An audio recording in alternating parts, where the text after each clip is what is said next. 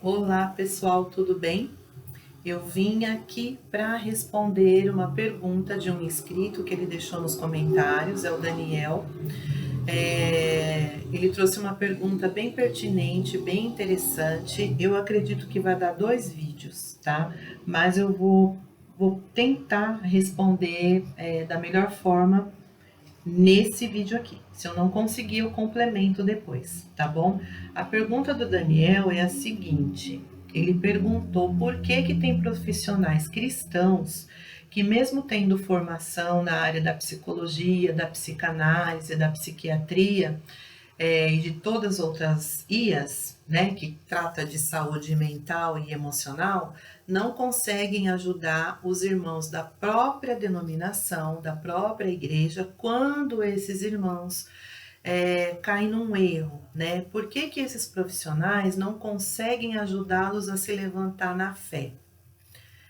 É ou não é uma pergunta boa? É boa, né?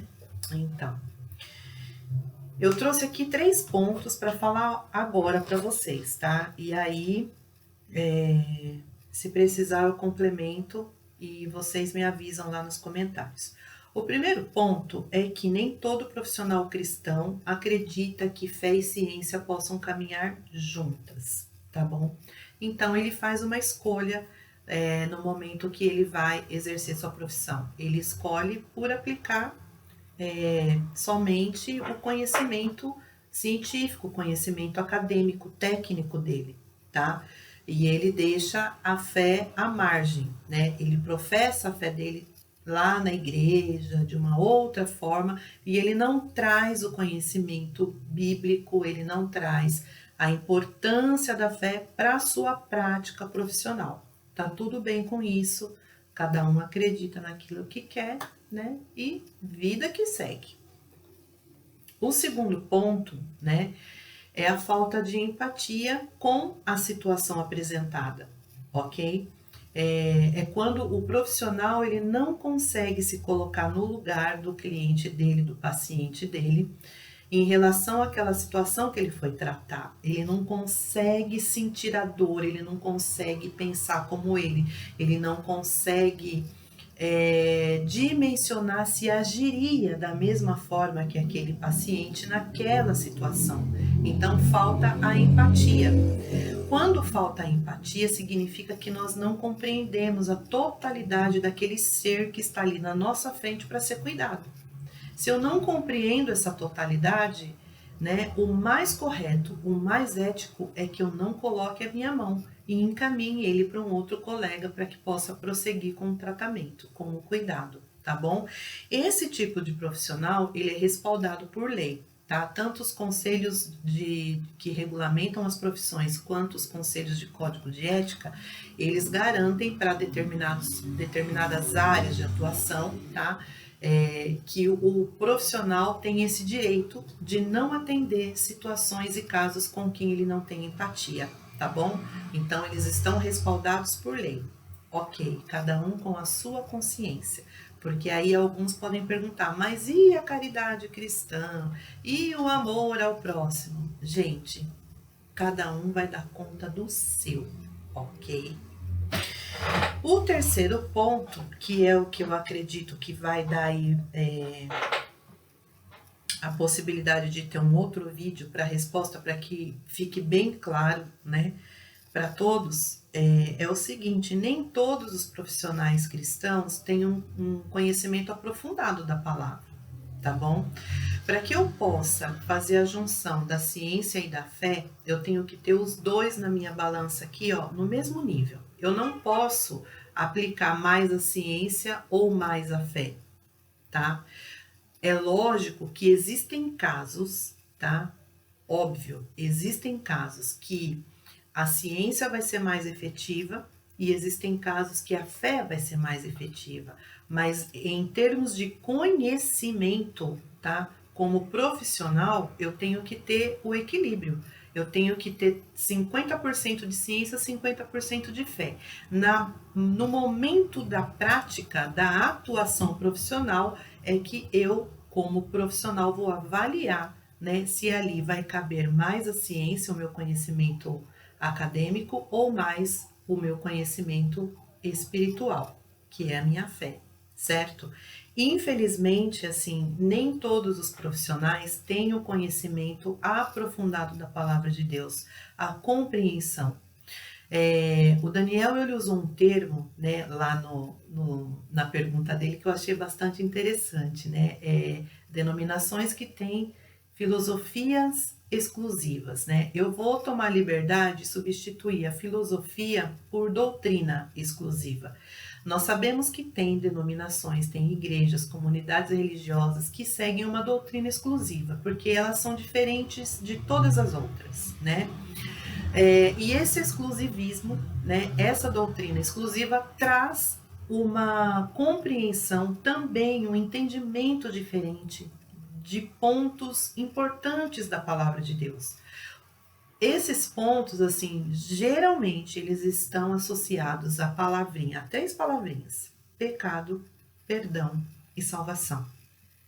Então, tem uma denominação X que acredita que existe perdão para os pecados se as pessoas, né, se os fiéis se arrependem de sincero coração, né, assumem o compromisso perante Deus, não perante o homem, mas perante Deus, de não incidir naquele pecado, não reincidir naquele erro, né?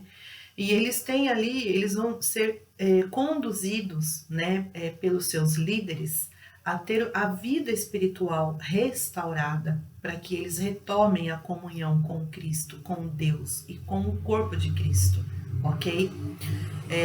Cada denominação, cada igreja que age dessa forma, né, que não tem a doutrina exclusiva, elas têm a sua própria forma de reinserir esse irmão que errou de novo no corpo de Cristo, entendeu? Cada uma tem a sua forma. Agora, tem as doutrinas exclusivas, que diante do que elas compreendem, do que é o pecado, o perdão e a salvação, né? Infelizmente, elas acabam excluindo aquele irmão que errou, a irmã que errou, né? Elas são colocadas para fora, né? Não de uma forma assim tão velada, né? Tão direta, mas elas sofrem muito preconceitos lá dentro, né? Porque o pecado, né? O erro acaba se tornando público, né? O que não deveria. E eles acabam sofrendo, sim, preconceitos lá dentro. Eles acabam sendo maltratados, muitas vezes, lá dentro. Humilhados, né? Desprezados lá dentro. Por todo mundo. Às vezes por membros da própria família, pelos os fiéis ali, que faz parte daquele grupo, os líderes, né? Então isso é muito complicado, muito complicado. A fé, ela pode ajudar nesse tratamento? Claro que pode, é óbvio que pode, só que tem um agravante aí, né? O agravante é a compreensão que esse irmão, que essa irmã tem do que é pecado, perdão e salvação. Por exemplo, se um irmão que faz parte de uma igreja que tem essa doutrina exclusiva, se ele for procurar um profissional onde a doutrina da igreja que esse profissional professa a fé não é exclusiva, tá? Vai ter uma dificuldade de compreensão. Por quê? Por parte do irmão que vai ser o paciente. Por que vai ter essa dificuldade de compreensão? Porque geralmente esses locais, né, que tem essa doutrina exclusiva, os líderes, né, eles impregnam essa questão do pecado, da perda de salvação, né, desse Deus punitivo, desse Deus vingativo, eles impregnam de uma forma tão cruel nas pessoas que pode descer Jesus Cristo em pessoa aqui e falar por coitadinho, para coitadinha da irmã: eu te perdoo, eu sei que você errou, eu conheço o teu coração, eu sei que você é sincero no seu arrependimento, e é capaz desse irmão, dessa irmã, duvidar do próprio Cristo. Por quê? Para eles o que vale é o que saiu da boca de quem? Daquele líder, né, que está à frente do povo, conduzindo o rebanho. Então, é por isso que a compreensão, né, assim, de uma forma mais profunda da palavra de Deus, ela é primordial para que eu possa associá-la a um tratamento, né, para que eu possa fazer essa junção com o conhecimento acadêmico, certo? Porque senão eu posso prejudicar mais ainda a vida daquela pessoa que me procurou.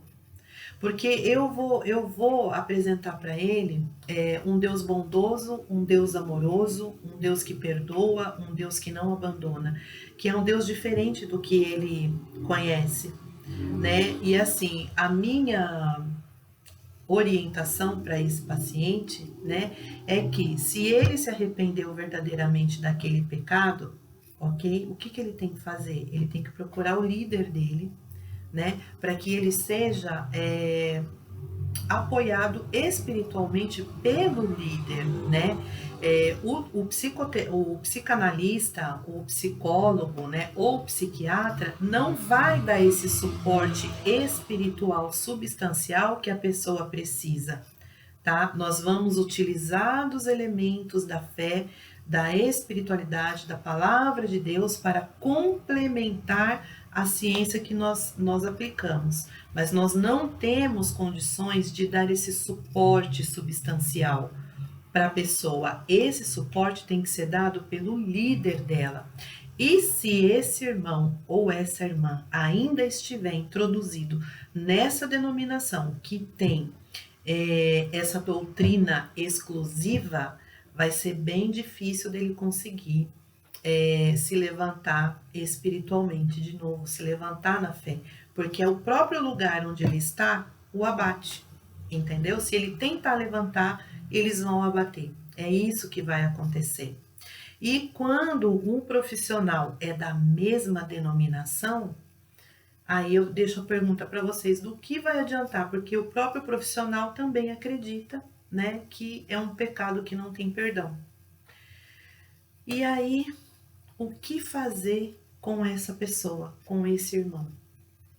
É Deus para dar uma viradinha de chave nele, né, para que ele procure um profissional que tenha uma outra abordagem na questão da fé, e para que ele tenha coragem, muita coragem, de sair do meio que o condena, né? E buscar um lugar onde se vive o evangelho, né? Não só que se prega, mas que se prega e que se vive o verdadeiro evangelho. Esse seria o correto, tá bom?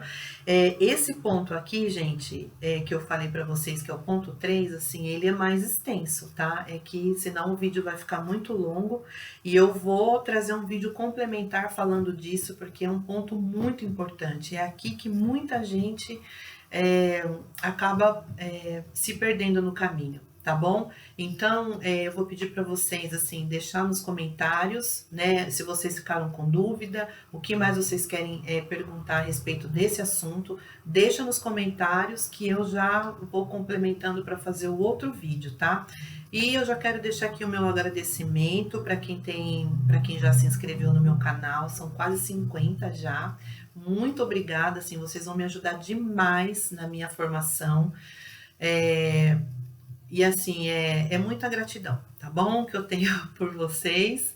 E eu espero, assim, que vocês mandem relatos, né? Assim, pode ficar tranquilos que eu vou manter o sigilo, né? De identidade, de denominação, de pessoas. Não é minha intenção aqui falar mal de nenhuma igreja e muito menos de expor pessoas que estão sofrendo com síndrome do trauma religioso, tá? A minha intenção é de ajudá-los mesmo de coração, tá bom?